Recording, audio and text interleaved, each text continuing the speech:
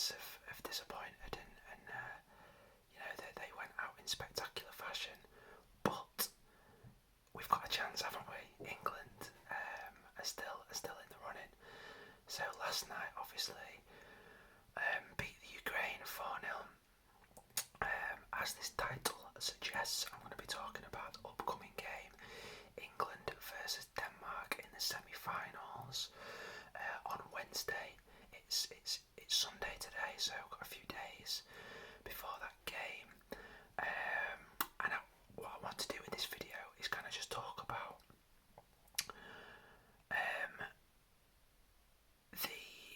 the kind of individual matchups, really, that I'm expecting to take place. I do think it will be a closer game than the kind of battering that we gave Ukraine last night. And I think it's going to be tactically really interesting. Really, really interesting. So, as probably most of you already know that are kind of big football fans, Denmark went into this tournament looking to play the 4-2-3-1. And then obviously after what happened to Christian Eriksen, they lost their number 10 and they completely switched the system. They've gone to a back three, pretty much playing kind of like a 3-4-3, similar to how we line up with the 3-4-3. And that's kind of other than losing to Denmark 2-1 in a close game, where obviously they were leading that game Belgium, where they were leading Belgium, and then lost 2-1 to Belgium. Since then, they've gone from strength to strength using this system. Now, England, obviously, they looked to play the four at the back in all of their group games. And the first time that we came up against a back three was Scotland in the second game. Now, Scotland caused us a lot of problems for me. I actually started, I sound like a proper sad actor here, but I actually started counting the amount of times that Andy Robertson, as their left wing back, got on the ball very, very freely in acres of space and was able to put crosses in. I think I counted 12 crosses in that game that he was able to put in. When you play as a back four against a team that's playing a back three that very actively push their wing backs up as an attacking threat, you can really run into problems, and we fundamentally did in that game against Scotland. A lot of people say, oh, do you know what, just play your back four, it's no problem, you should be able to play against the back three, it's no problem. It's not really the case a lot of the time when you're playing against attacking wing backs. And then we went and played the back four against Czech Republic, who also played the back four, turned them over. Then we went into the Germany game. Now, I was very vocal about this and praying that Southgate would revert to the back three for Germany, because obviously Germany did what Scotland do, and at this point in time, coming out of the group games, I actually felt that possibly there was an argument for Robin Gosens, Germany's left wing back, being the player of the tournament thus far.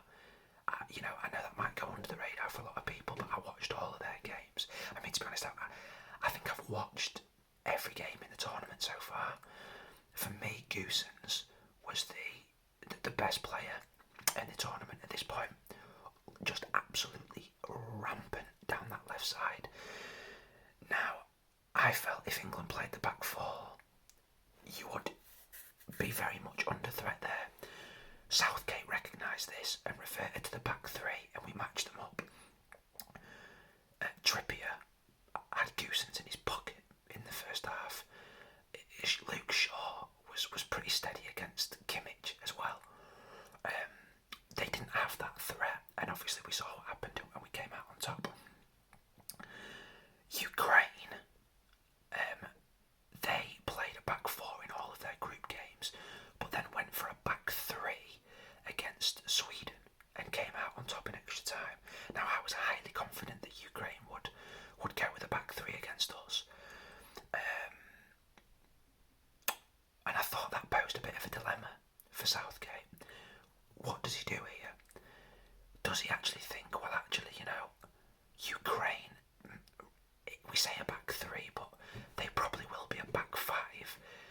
long as we set up properly against them, we can pin them back with a back four.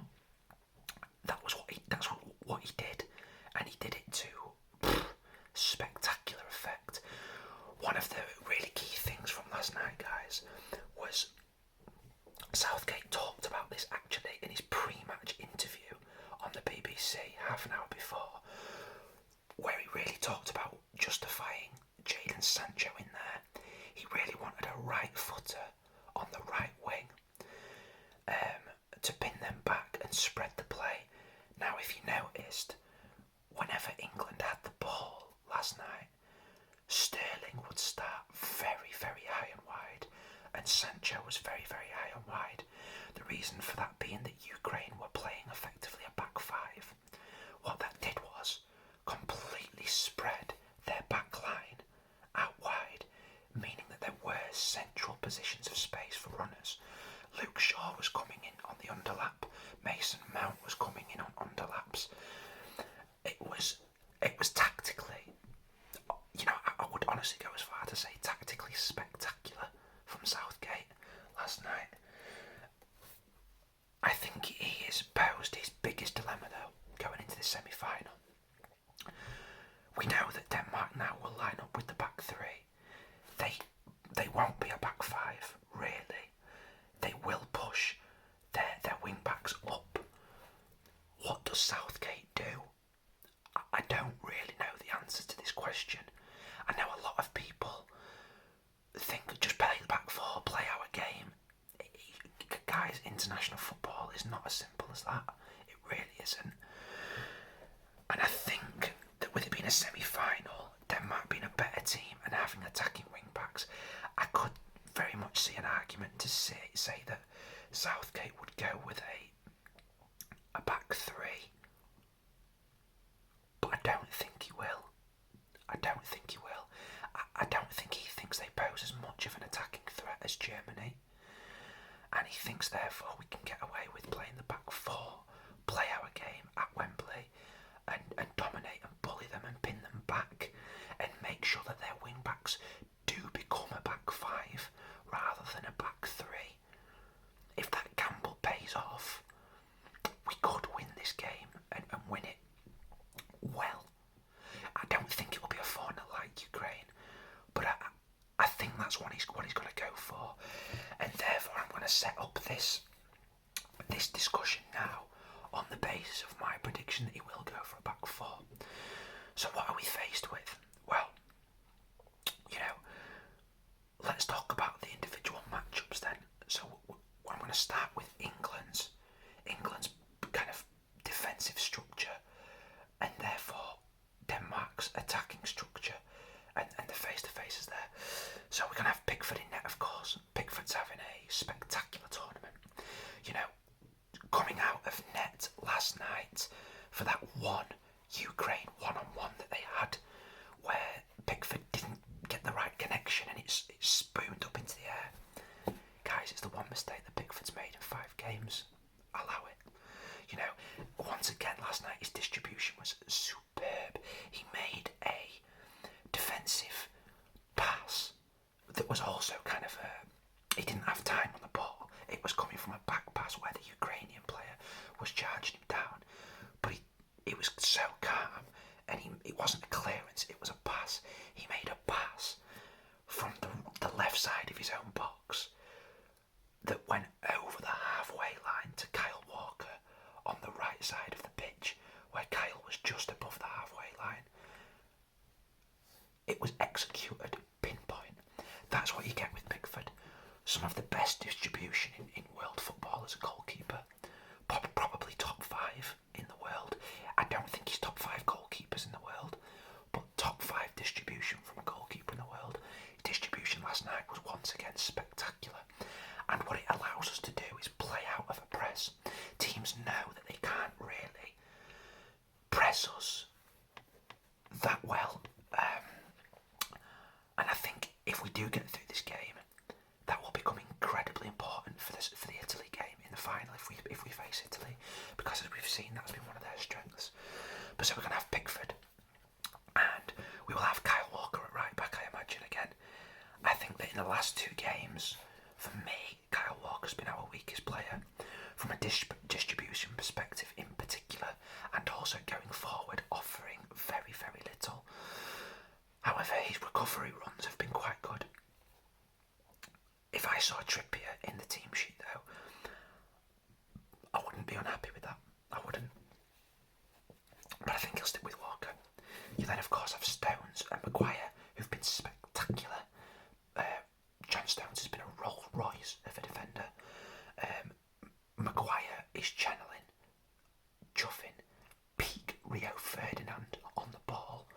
I think he made a pass in the second half last night that cut through 3 Ukraine players in the middle, right into Mason Mount, probably 10 yards from the opposition's box. The guy is phenomenal. Luke Shaw as well. Wow. So that's our goalkeeper and back four. Now,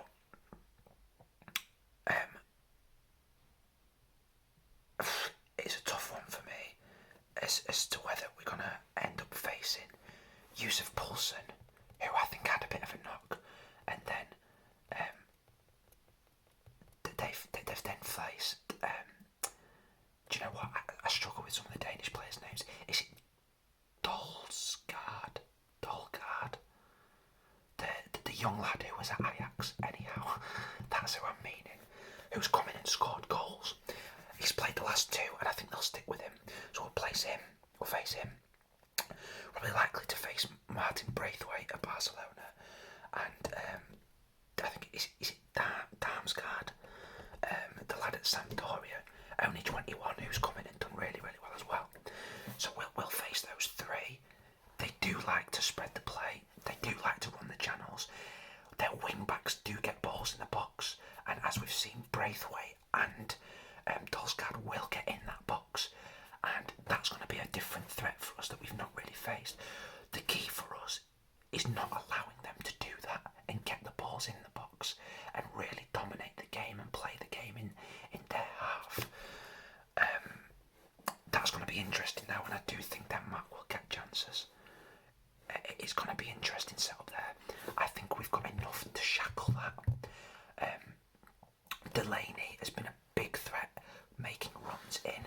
We need to pin them back and stop that from happening. If that's just a front 3, and we're not able to get much service into them, and not able to allow the runners coming in, I think that we can stop a lot of their attacking impetus and hopefully maintain another clean sheet. But that's going to be a battle to win. It's going to be tougher, guys. It really is. In front of that, we will then, of course, have Rice and Phillips, and I was so pleased to see both of those guys get a bit of a rest last night, and it was absolutely right for me that Rice was the first player off. He looked spent, he did, and he deserved the rest. He's now got recovery. This is great. Him and Phillips are now going to be rested and recuperated, and for me, this is where I see the biggest battle in the entire game, really. What we're going to see here is Rice and Phillips up against Højbjerg and Delaney. Delaney of Dortmund and Højbjerg of Spurs, who has been an absolute rock for Spurs all season. We're going to see some tackles flying in there, guys. This is going to be a war. That central midfield battle is going to be a war. And that is why I felt that Mason Mount worked very hard last night. I felt he had a bit of a quiet game, if I'm being honest. I think he's going to come in there, and his work rate and pressing could be crucial. I can't see Foden or Grealish getting in ahead of him. I just can't, not for this game. I think he is going to be in there, and he's going to be harrying and pressing the likes of Højbjerg and Delaney, which should allow potentially Rice to help out the defence a bit more. And I think we will hopefully look to outnumber them in midfield and just create an overload, a numerical advantage and overload. And I think that could work to great effect in pinning them back, not allowing them to get out. Denmark, by the way, guys, even against Czech Republic, they only had 45% possession last night. We can dominate this team.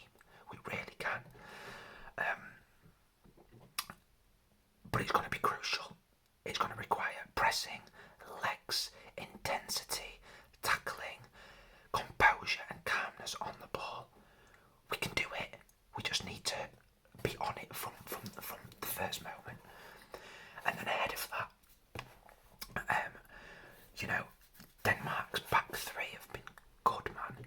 And, they're good players. And the keeper, you're looking at Schmeichel, established, fantastic shot stopper in particular, great organiser.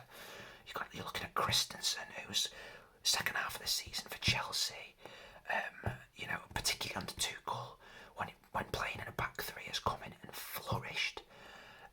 You've then got Simon Kjaer, who's been, heroic for them, and then Vestergaard, who's had a really good season for Southampton.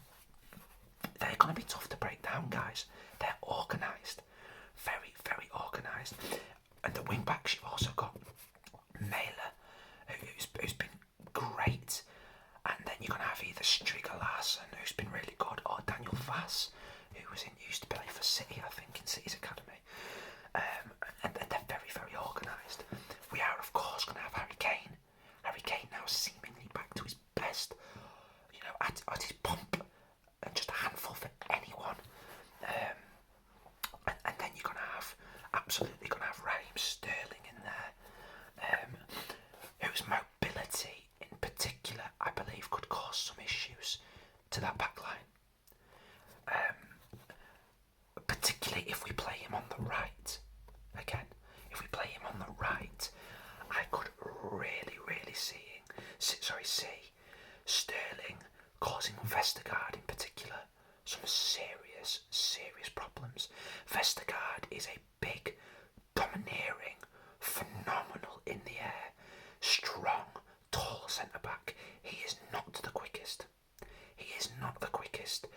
And those kinds of players being quite jinxy could cause them problems.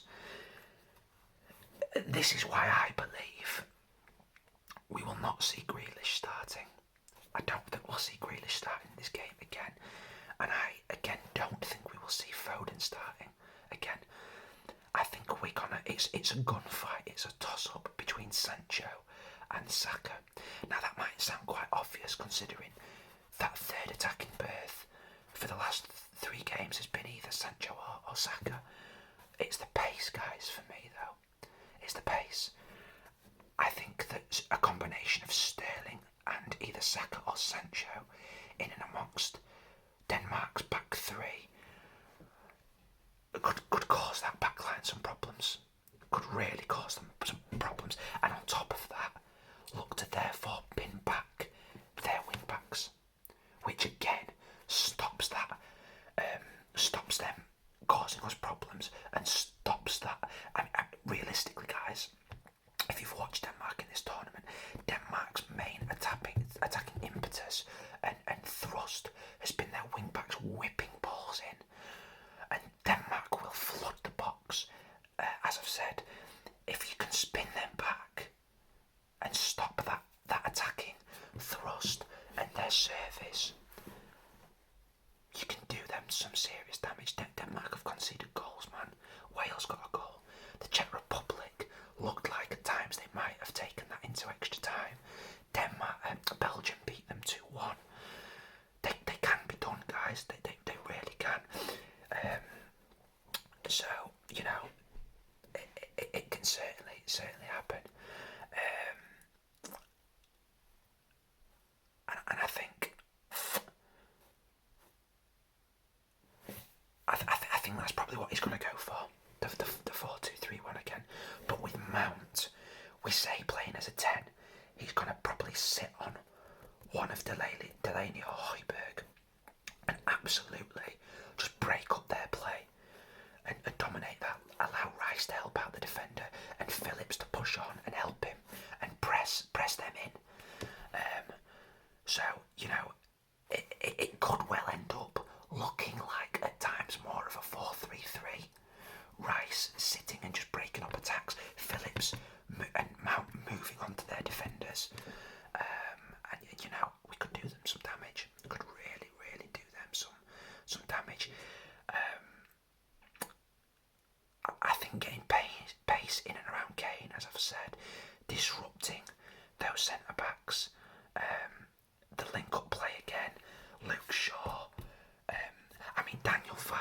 Striga Larsen guys, they don't worry me defensively. Luke Shaw making runs off the back of those guys. Daniel Faz has spent most of his career being an attacking right midfielder. You know, I know that he's played as a wing back now for a while, but he's not the best defensively. Mailer is probably a bit stronger on the other side, but we can win this game, guys. I don't see this going to extra time. I think if we start bright, we can get an early goal, and I think we can win this. I think we might lose our clean sheet though. So my score prediction for this will be 2-1 England. But the intensity has to be there. We have to win that midfield battle and pin their wing backs back. Let me know what you think, guys. Let me know if you disagree. Let me know if you think that we should play it more conservative and go for the back three again that fared us so well against the best team we faced so far in Germany. Do we think that, even if you disagree with the back three, do you guys think that Southgate will revert to that back three? And if so, what's that going to look like for us in terms of personnel? Do you disagree with kind of what I've said in terms of the personnel for the 4-2-3-1? Do we think that some of the attacking players, it might be a bit different there? Just let me know what you think, guys. But we believe in Southgate, we trust. Is it coming